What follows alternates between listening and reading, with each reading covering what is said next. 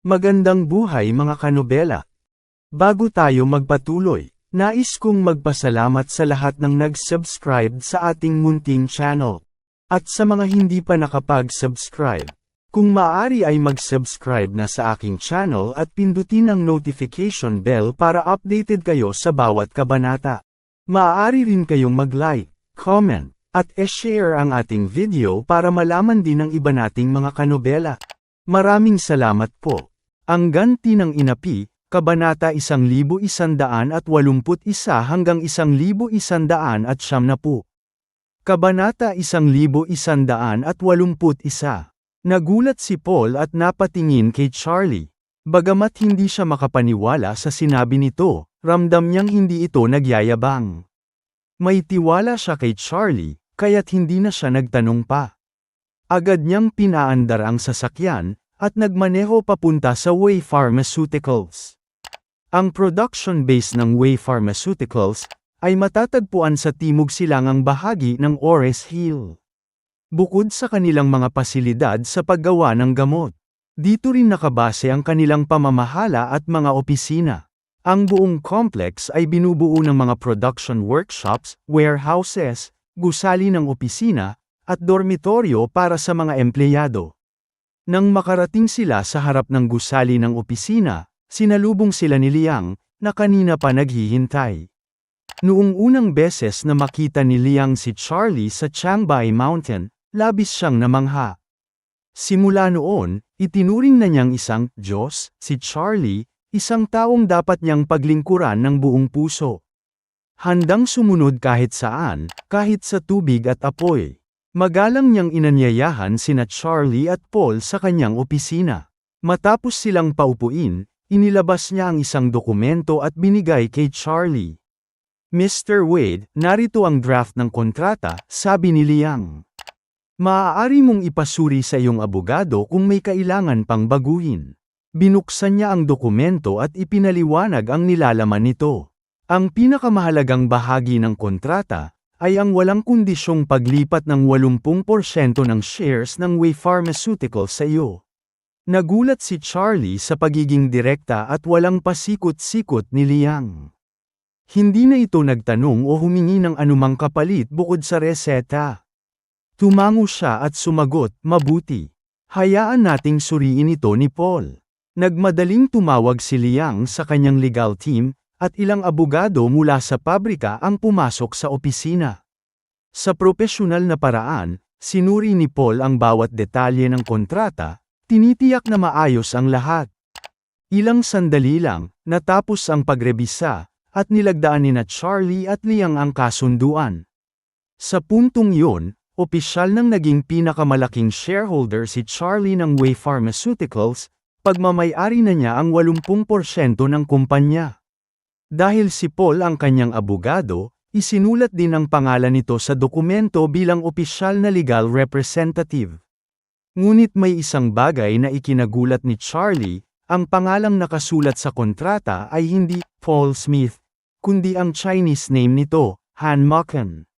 Napakurap si Charlie, Han Makan. Alam niyang kinuha ni Paul ang apelyido ng kanyang ina, si Mei Ching, kaya hindi na siya nagulat sa Han. Ngunit ang pangalang, Makan, dito siya napaisip. Ang, Mu, sa sinaunang Chinese ay may malalim na kahulugan. Tumutukoy ito sa paghanga, pananabik, at matinding attachment. Samantalang ang, Kun, si Jacob, napailing si Charlie, hindi may kakaila ang pangalang ito, ay tila isang matalinghagang pagpapahayag ng damdamin ni Mei Ching para kay Jacob. Mei Ching ay nakakabit kay Jacob. Mei Ching ay nananabik kay Jacob. Mei Ching ay namimiss si Jacob. Mei Ching ay mahal si Jacob ng lubos. Ramdam ni Charlie ang lalim ng pagmamahal ni Mei Ching na nakaukit sa pangalang ito. At kasabay nito, humanga siya sa katalinuhan at pagiging literary ng babae. Kung hindi siya bihasa sa wika, malamang ibang pangalan ang naisip nito para sa kanyang anak, gaya ng Han Siken, Han Yangken, o Han Aiken. Pinagmasdan ni Charlie si Paul, na walang kam-alay-malay sa mga iniisip niya. Napangiti siya ng bahagya, Ang buhay talaga ay puno ng mga lihim at pahiwatig na kailangang tuklasin. Kabanata 1182. Habang tinititigan ni Charlie ang pangalan ni Paul, na nakasulat sa kontrata, isang bahagyang ngiti ang lumitaw sa kanyang labi. Hindi niya ipinakita ang kanyang iniisip, pero sa loob-loob niya, talagang humanga siya kay Mei Ching. Ang lalim ng kanyang damdamin para kay Jacob, ay hindi lamang makikita sa kanyang mga kilos kundi pati na rin sa mismong pangalan ng kanyang anak. Gayunpaman, nanatili siyang tahimik tungkol dito. Sigurado siyang isang matalinong tao tulad ni Paul, ay naiintindihan ang kahulugan ng kanyang sariling pangalan. Pagkatapos nilang pirmahan ang kasunduan, magalang na nagtanong si Liang, Mr. Wade, ngayon na kayo na ang may-ari ng Waste Pharmaceuticals, plano mo bang palitan ang pangalan ng kumpanya?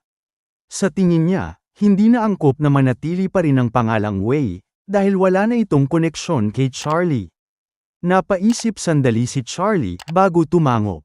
Oo, mula ngayon, tatawagin na natin itong JX Pharmaceutical.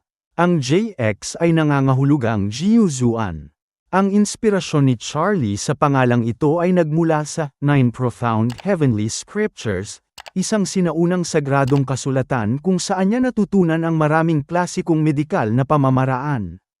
Para sa kanya, ito ay isang paraan ng pagpapakita ng respeto at pasasalamat sa karunungang naipasa sa kanya. Bagamat hindi alam ni Liang ang eksaktong kahulugan ng Jiuzuan, wala siyang pag-aalinlangan sa desisyon ni Charlie. Naiintindihan ko, Mr. Wade. Agad kong ipoproseso ang pagpapalit ng pangalan.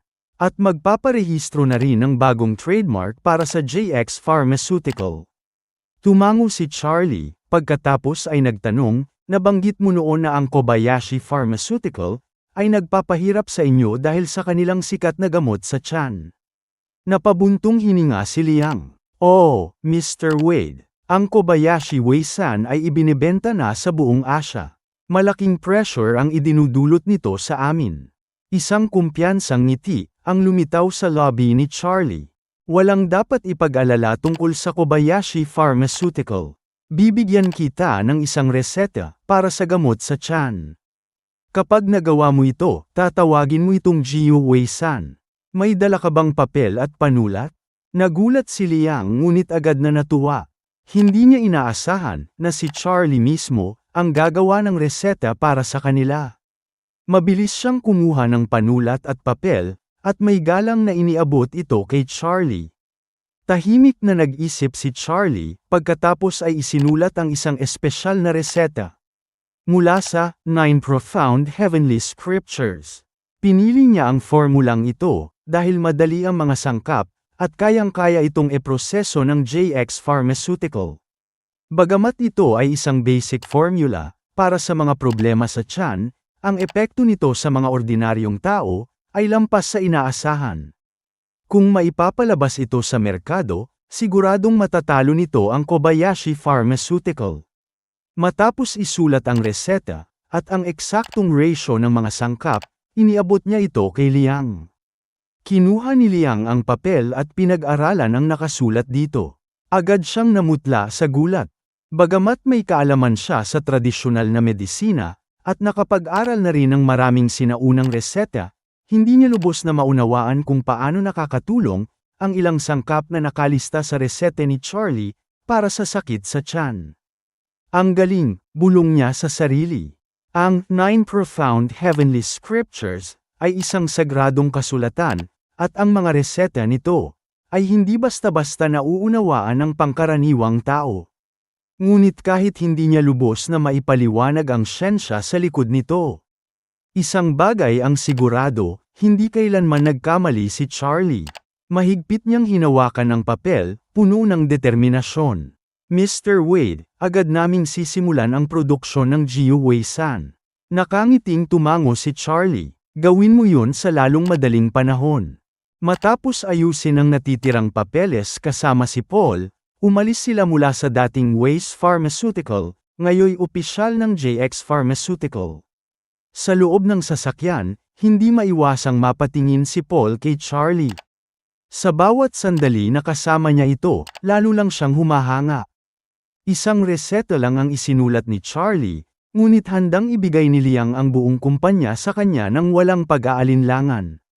Sino pa sa mundong ito ang may ganitong kapangyarihan? Hindi nakapagtataka na lahat ng may pangalan sa Ores Hill ay may mataas na paggalang kay Charlie. Siya si Mr. Wade, at sa tuwing binabanggit ang pangalan niya, may isang pangungusap na laging kasama sa kanyang description. A True Dragon in the Mortal World. Kabanata 1183. Habang pauwi sina Charlie at Paul, nagtanong si Charlie, nga pala, anong pinagkakaabalahan ni tita nitong mga araw? Sumagot si Paul, ang totoo, gusto niyang maging abala. May isang matandang kaibigan siyang nag-imbita sa kanya, bilang visiting professor sa isang senior college. Nag-specialize siya sa pangkalahatang edukasyon para sa mga matatanda. Nagulat si Charlie. Oh, ibig sabihin, propesor na siya ngayon? Napangiti si Paul. Hindi naman talaga. Ang senior university ay hindi tulad ng isang tunay na universidad. Isa lang itong klase ng pagsasanay sa interes ng mga matatanda. Bagamat nagtuturo si inay doon, siya rin mismo ay nag-aaral, kinuha niya ang kaligrapya at tradisyonal na pagpipinta. Kaya naman, abala siya araw-araw. Matapos ang ilang sandali, nagtanong si Paul na tila may iniisip. Ano naman ang pinagkakaabalahan ni Tito Wilson nitong mga nakaraang araw? Madalas siyang nababanggit ni inay, pero parang may gusto siyang sabihin pero pinipigilan niya ang sarili niya. Napabuntong hininga si Charlie. Hindi na itinuring na iba si Paul, kaya't diretsahan niyang sinabi, noong kakabalik niyo ni tita, wala dito ang biyenan ko. Pero bumalik na siya ngayon. Nagpatuloy siya ay isang taong may matapang at medyo agresibong personalidad, kaya natatakot sa kanya ang biyenan ko. Alam niyang may posibilidad na guluhin ulit ni Tita Mei-ching si Tita Elaine, kaya hindi siya naglakas loob na banggitin siya. Tumango si Paul at may halong damdamin ang tinig ng sabihin, totoo. Minsan, mahirap talagang makialam sa mga problema ng henerasyon ng ating mga magulang. Biglang nagring ang telepono ni Charlie. Nang tingnan niya ito, napansin niyang si Warnia ang tumatawag, hindi niya ito nakita o nakausap ng ilang araw. Sinagot niya ang tawag, may bahagyang ngiti sa labi. Miss Song, kumusta ka? Anong pinagkakaabalahan mo nitong mga nakaraan? Narinig niya ang malambing at masayang tinig ni Warnia sa kabilang linya.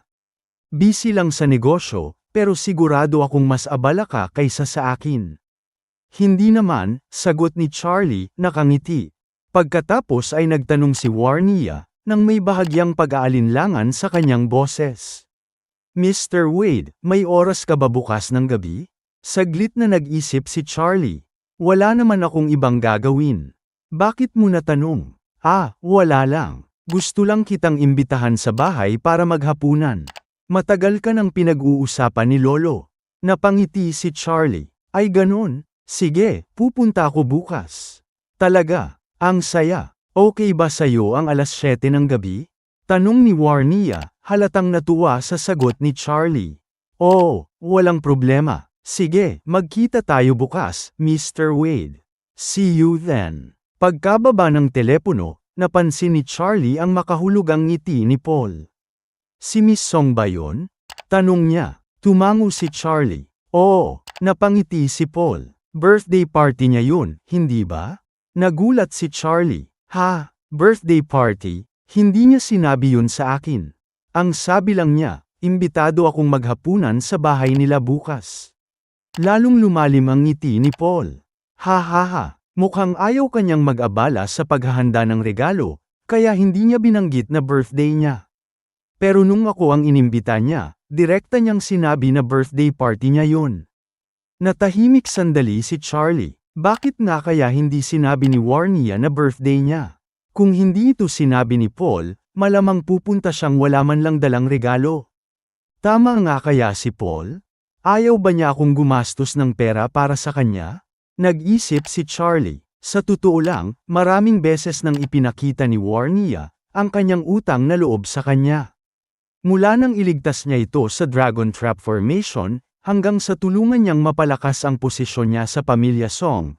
Gamit ang rejuvenation pill para sa kanyang lolo, palagi niyang nararamdaman ang pasasalamat ni Warnia.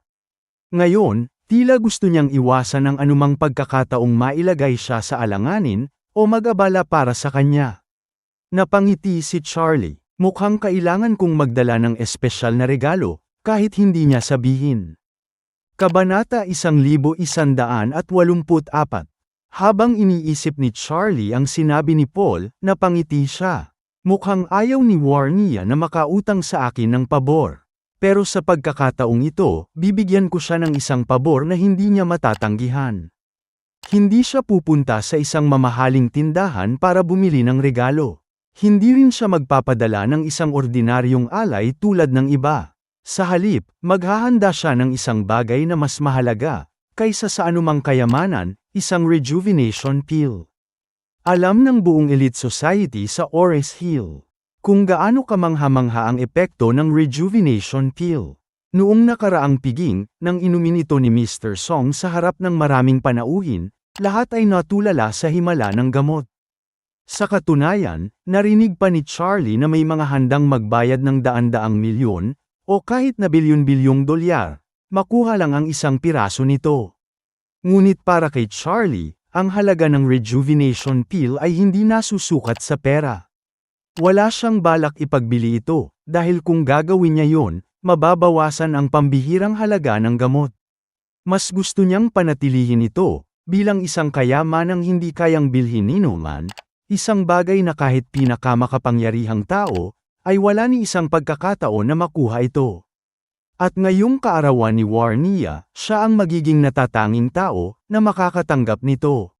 Sa unang tingin, maaaring magtaka ang iba kung bakit ibibigay ni Charlie ang isang rejuvenation pill kay Warnia, dahil napakabata pa niya, wala pang 25. Hindi pa niya ito kailangang gamitin. Pero para kay Charlie, hindi lang ito isang simpleng regalo. Isa itong puhunan sa hinaharap ni Warnia. Bilang pinakamataas na babaeng miyembro ng pamilyang Song, lumaki siyang nasanay sa yaman at kapangyarihan. Ngunit kahit gaano karaming pera ang mayroon siya, may mga bagay na hindi niya kayang bilhin, at ang rejuvenation pill ay isa na roon. Kapag natanggap niya ito, mauunawaan niya ang lalim ng pabor na ibinibigay sa kanya ni Charlie, at kasama roon ang mas malalim pang koneksyon sa kanya. Ngunit higit pa roon, hindi lang si Warnia ang talagang makikinabang dito. Alam ni Charlie na si Mr. Song, ang matandang pinuno ng pamilya Song, ay may napakalalim na pagnanasa para sa rejuvenation pill. Noong huling beses na binigyan siya nito, lumuhad ang buong pamilya Song sa harap ni Charlie, sa harapan ng buong elite ng Ores Hill. Iyon ang patunay kung gaano nila pinahahalagahan ang kayamanang ito. Ngayon, kung ibibigay niya ang rejuvenation pill kay Warnia, walang dudang malalaman ni Mr. Song ang ibig sabihin nito. Si Mr. Song ay isang matalinong tao. Mauunawaan niya na hindi ito basta-bastang regalo lamang. Ito ay isang senyales, isang mensahe na nais ni Charlie, na itulak si Warnia sa mas mataas na posisyon sa pamilya. At kung totoo ang hinala ni Charlie, malamang ay mas lalo pang susuportahan ni Mr. Song ang kanyang apo. Baka hayaan pa niya itong magmana ng buong pamilya Song. Alam ni Charlie na si Warnia ay hindi isang ordinaryong babae. Siya ay matalino, masipag, at ambisyoso, isang babaeng hindi lang nakontento sa yaman ng kanyang pamilya, kundi patuloy na nagsusumikap upang patunayan ang sarili niya. Ngunit sa kabila ng kanyang kakayahan, hindi madali ang kanyang posisyon. Namatay ng maaga ang kanyang mga magulang, at sa isang makapangyarihang pamilya tulad ng Song, siya ay nananatiling nasa alanganing posisyon. Kung gusto niyang manaig, kailangan niya ng tulong, isang kamay na mag-aangat sa kanya mula sa gilid ng pamilya, patungo sa trono nito. At kung si Charlie ang magiging tulay para mangyari yun, bakit hindi niya gawin? Ngayong kaarawan niya, bibigyan ko siya ng isang regalo. Hindi lang para sa kanya, kundi para sa kanyang hinaharap. Habang nakatingin sa kawalan, unti-unting lumalim ang ngiti ni Charlie. Warnia, akala mo ba makakaiwas ka sa pabor ko? Kung ganun, bibigyan kita ng pabor na hindi mo kayang tanggihan. Kabanata 1185. Pagkarating ni Charlie sa villa, sinalubong siya agad ng kanyang biyenan, si Jacob, na halatang may hinihintay. Mabuting manugang, bungad ni Jacob, kasama mo ba si Paul ngayon para makita si Tita Mei-ching? Napabuntong hininga si Charlie. Tay, paano ko naman makikita si Tita kung may iba akong lakad kasama si Paul? Nadismaya si Jacob at napailing. Halatang matagal na siyang balisa tungkol sa bagay na ito. Hindi na siya mapakali at muling nagtanong. Kumusta naman siya ngayon? Naitanong mo ba kay Paul? Ngumiti si Charlie. Mukhang masaya siya nitong mga araw. Sabi ni Paul, nagtuturo siya sa senior college, at nag-aaral rin ng kaligrapya at pagpipinta. Mukhang nasisiyahan siya sa bago niyang buhay. Nagulat si Jacob. Pumasok siya sa senior college. Natawa si Charlie. Oo naman, bakit hindi? Pero biglang nagseryoso ang mukha ni Jacob. Nako, hindi mo ba alam kung ano ang nangyayari sa senior college? Ano naman ang problema, Tay? Muling napabuntong hininga si Jacob, halatang nababahala. Maraming matatandang binata roon. Hindi lang sila pumapasok para matuto, naghahanap din sila ng magiging asawa. Napailing si Charlie. At ano naman ang magagawa mo roon?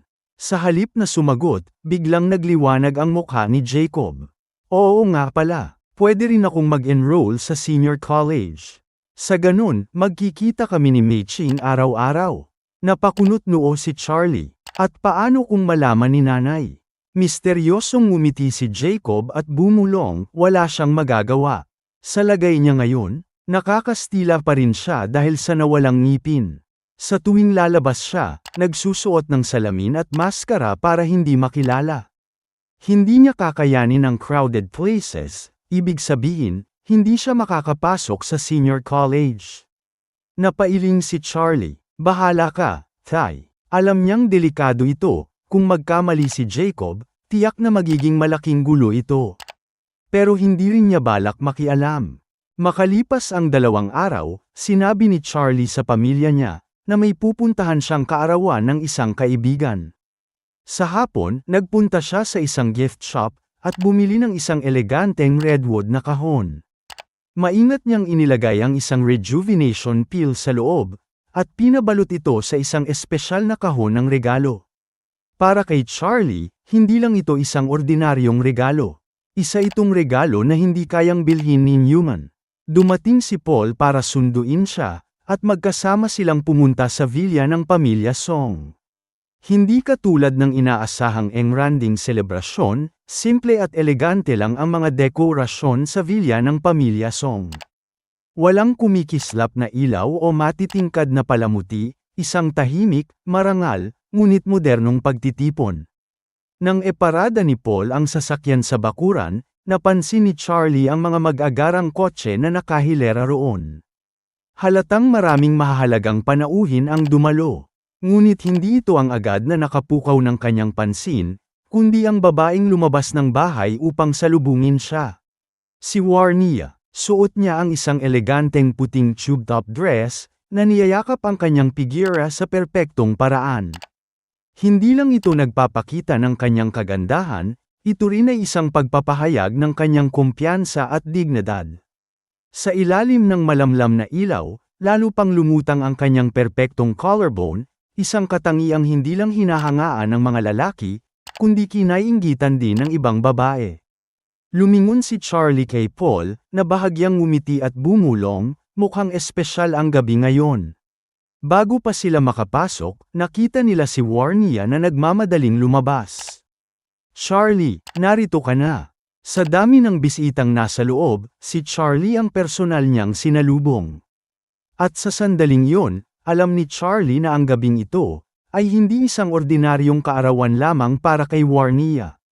Kabanata 1186.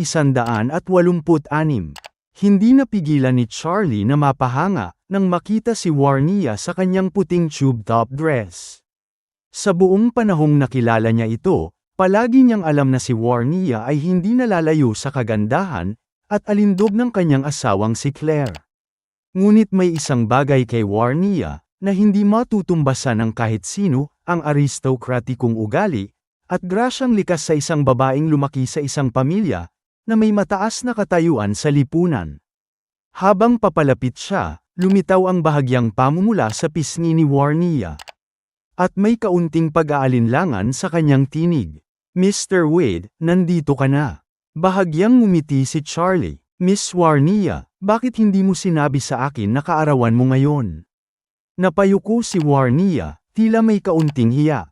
Ayokong makaabala sa'yo, Mr. Wade. Natatakot akong mapilitan kang maghanda ng regalo, at gumastos ng pera. Napailing si Charlie at ngumiti. Anong sinasabi mo? Magkaibigan tayo. Kahit hindi mo sabihin, maghahanda pa rin ako ng regalo para sa'yo. Mula sa kanyang bulsa, kinuha niya ang isang maliit na kahon na yari sa redwood. Pinalamutian ng eleganteng pambalot. Sa loob nito ay nakasilid ang isang rejuvenation pill, isang regalo na hindi kayang tumbasan ng kahit anong kayamanan.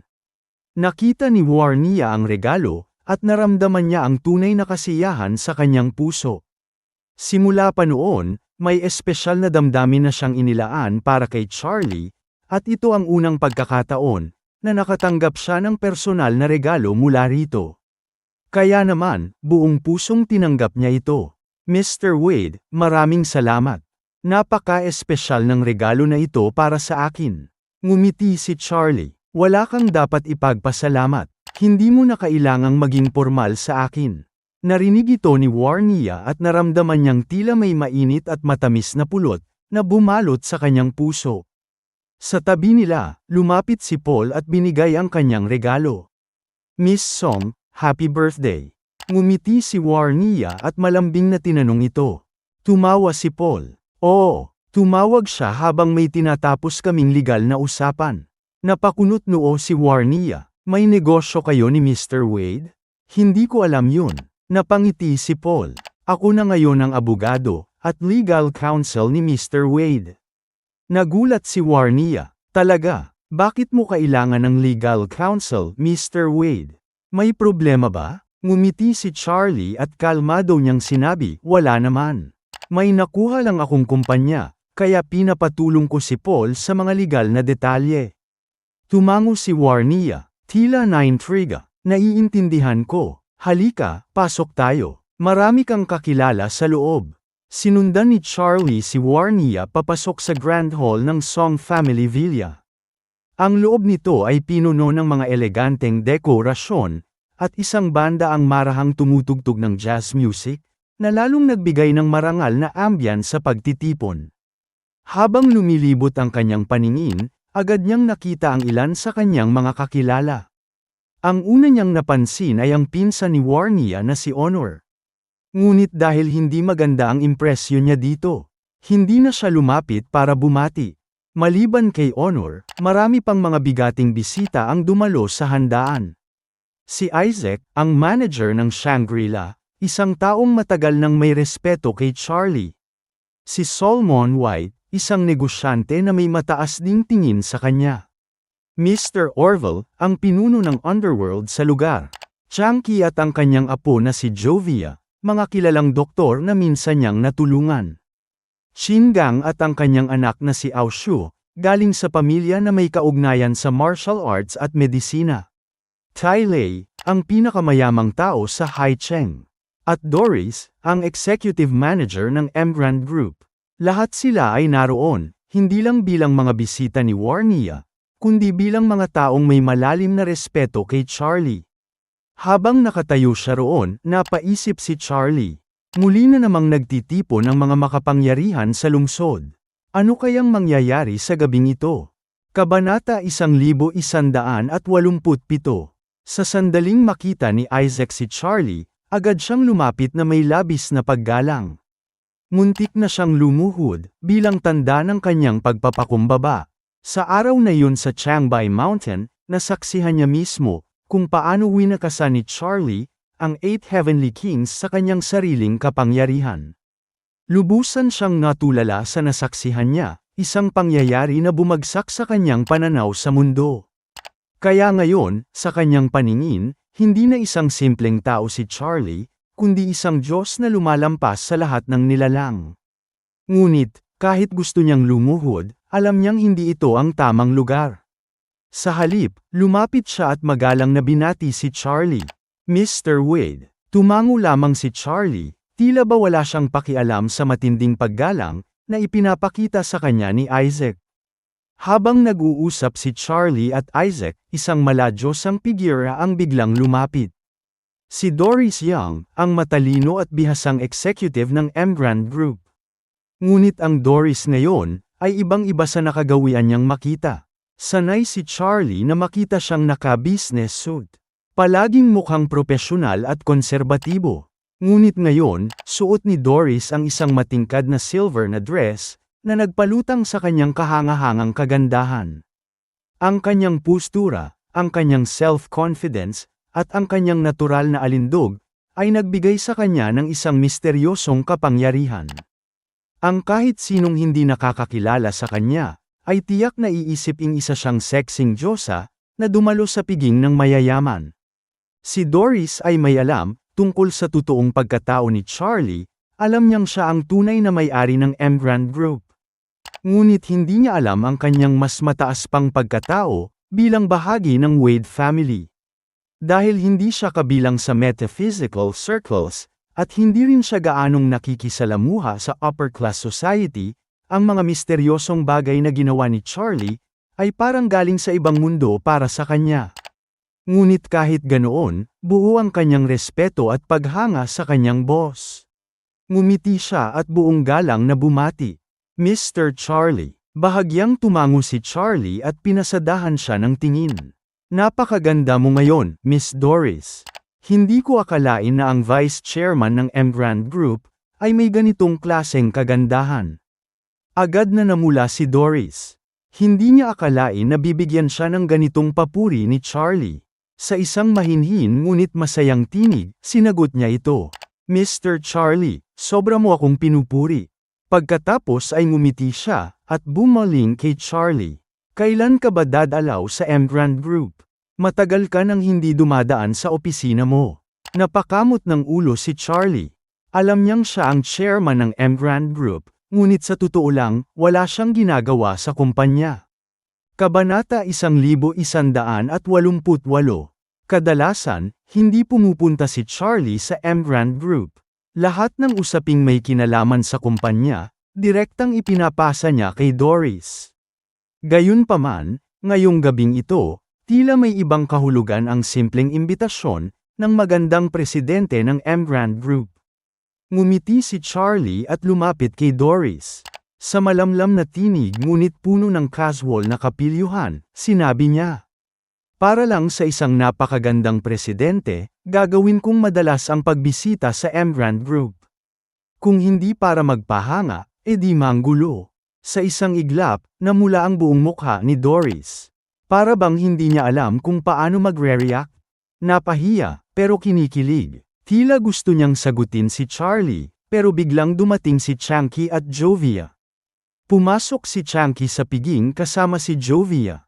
Ang kanyang apo ay tahimik ngunit mapanuri, at hindi nito napigilan ang mahinang tampo sa puso nang makita si Charlie. Bakit hindi na niya kami binisita sa klinika? Iniisip niya pa rin kaya kami. O masyado na siyang abala sa ibang bagay. Ang batang babae na may magandang mata, ay tumitig kay Charlie, puno ng lambing at pangungulila. Sa kabila nito, hindi naman ito napansin ni Chunky. Sa halip, ang tanging nararamdaman niya ay puro pasasalamat. Mula nang inumin niya ang rejuvenating pill, ramdam niya araw-araw ang pagbabalik ng kanyang kabataan. Mabilis siyang lumapit kay Charlie, yumuko ng magalang, at sinabing, Mr. Wade, matagal na kitang hindi nakikita. Kamusta ka nitong mga nakaraang araw? Bahagyang ngumiti si Charlie at sagot niya. Henyong doktor na si Chunky, napakagalang mo naman. Ayos lang ako nitong mga araw. Pero ikaw, ilang taon na nga ba si She? Sa taimtim na tono, sagot ni Chunky. Dahil sa biyaya mo, pakiramdam ko'y kasing sigla ko ng isang binata. Habang buhay akong magpapasalamat sa iyo, Mr. Wade. Habang nag-uusap sina Charlie at Chunky, may isang pares ng mata ang palihim na sumusulyap sa kanya. Si Aoshu, ang dalagang palaban, puno ng tapang at determinasyon. Ngunit ngayong gabing ito, wala ang kanyang matigas na personalidad. Sa halip, tila isa siyang dalagang nahuhulog sa unang pag-ibig. Nang makita niyang dumating si Charlie, bumilis ang tibok ng kanyang puso.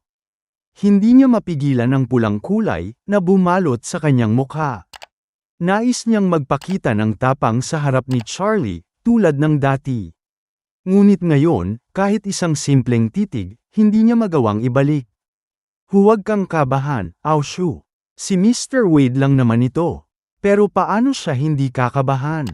Ang lalaking pinapangarap niya gabi-gabi, ang lalaking nagbigay sa kanya ng pag-asa, ang lalaking tinuring niyang Diyos, nandito, sa harapan niya. Hindi na niya kinaya. Agad niyang hinila ang kanyang ama, at mabilis na lumapit kay Charlie. Pagdating sa harapan nito, hindi niya alam kung paano magsisimula. Ang kanyang mga kamay ay bahagyang nanginginig, ang kanyang pulang mukha ay mas pulang-pula pa kaysa sa alak. Sa malambing at nanginginig na tinig, sinabi niya, Mr. Wade, matagal ka nang hinihintay ni Aoshu.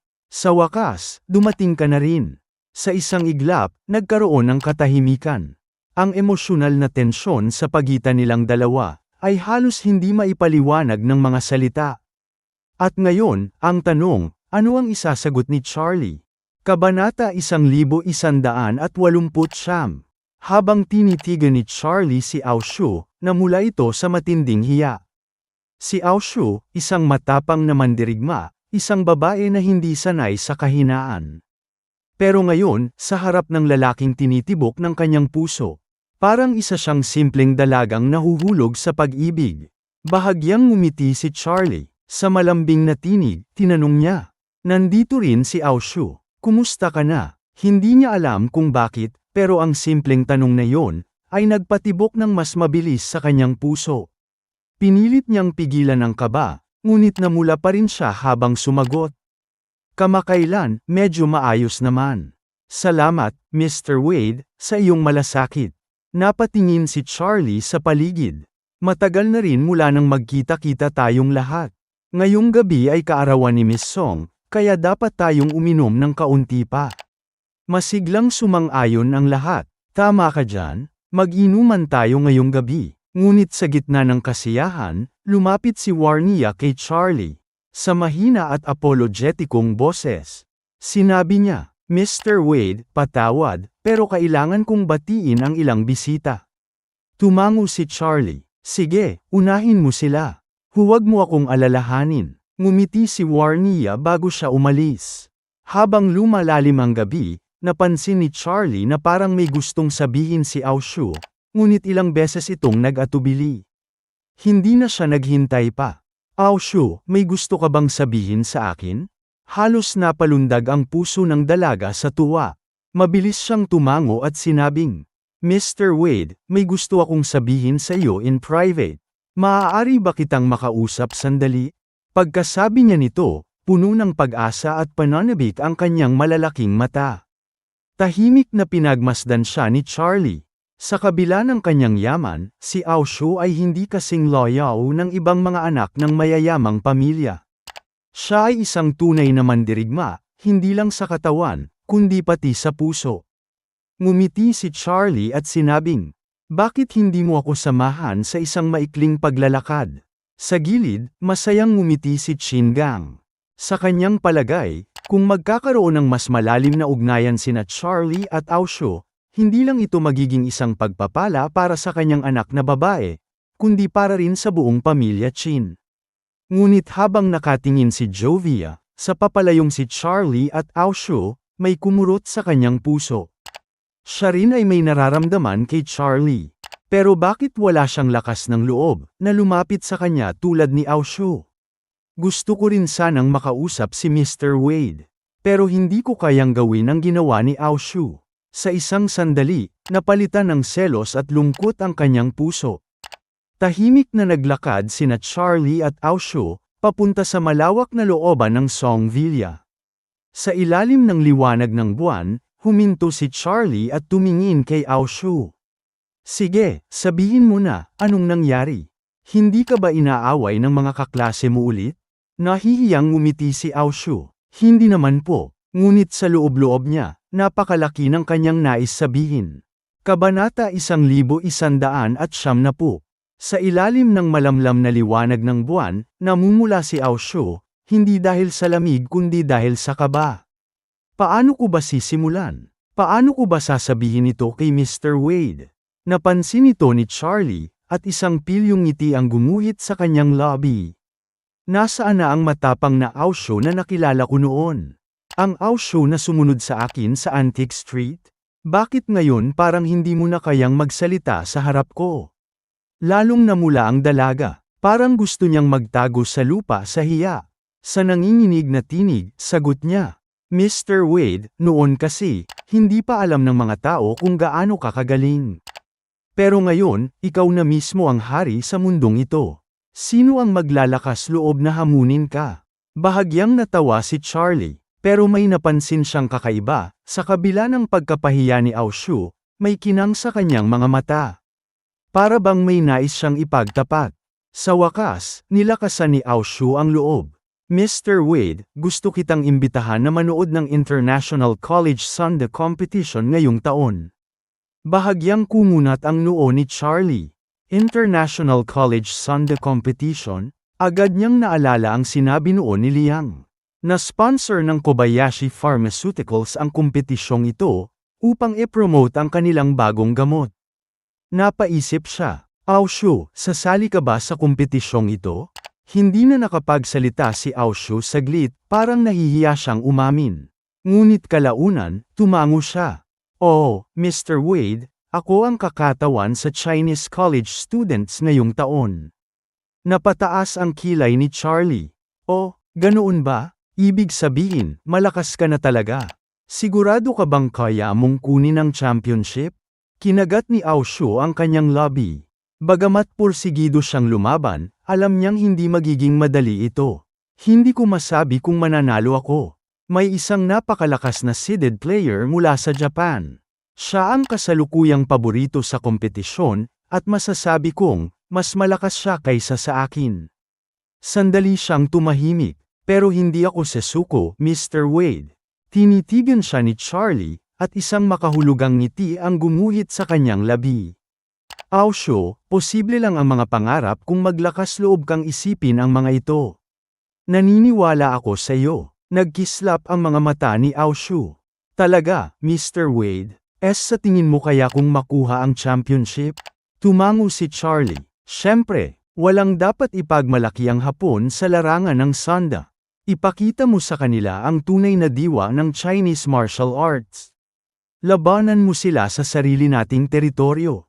At ipakita mong kaya mong dalhin ang karangalan ng ating bansa. Dahil sa kanyang sinabi, biglang nag-apoy ang determinasyon sa puso ni Aoshu. Mr. Wade, naniniwala ka talaga sa akin? Oo, napuno ng saya ang puso ng dalaga. Pakiramdam niya, kaya niyang talunin kahit sino man. Sa sobrang tuwa, hindi napigilan ni Aoshu ang sarili. Bigla siyang tumalon sa saya, parang isang batang babae sa harap ng kanyang iniidolo. Muntik na niyang yakapin si Charlie. Ngunit biglang napaisip siya. Hindi pwede. Si Mr. Wade ay isang taong may asawa. Hindi ako dapat lumampas sa limitasyon. Kaya imbes na magpatuloy, agad siyang umatras. Ngunit kahit ganoon, hindi niya maitago ang saya sa kanyang mukha. Sa sandaling yun, tinanong ni Charlie. Nga pala, Aoshu, naalala mo ba ang gamot na ibinigay ko sa pamilya mo? Naitabi ba ang isa para sa'yo? Parang may kumislap na hiya at saya sa mukha ni Aoshu. Dahan-dahan niyang inilabas ang isang maliit na kahon, mula sa bulsa ng kanyang coat. Pagbukas niya, naroon ang napakahalagang tableta. Oh, Mr. Wade, ang gamot na ibinigay mo. Ibinigay sa akin ng aking ama ng gabing iyon. At mula noon, hindi ko na ito inalis sa tabi ko. Itinago ko ito sa tabi ng aking balat. Parang biglang nag-init ang hangin sa pagitan nila. Napatingin si Charlie kay Aoshu. Kahit pa isang mandirigma siya, sa panahong ito, parang isang dalagang mahinhin at mapag-aruga ang nasa harapan niya. Tumango siya. Malaking tulong ang gamot na iyan sa iyong katawan. Kung maramdaman mong kinakabahan ka, bago ang kompetisyon, inumin mo ito. Ngunit mabilis na umiling si Aoshu. Hindi, Mr. Wade. Regalo mo ito sa akin. Kaya dapat ingatan ko ito. Napangiti si Charlie. Aoshu, ang gamot ay ginawa para inumin, hindi lang para itago. Napakagatlabi si Aoshu, ngunit sa huli, napangiti siya. Sige, Mr. Wade. Alam ko na ang gagawin.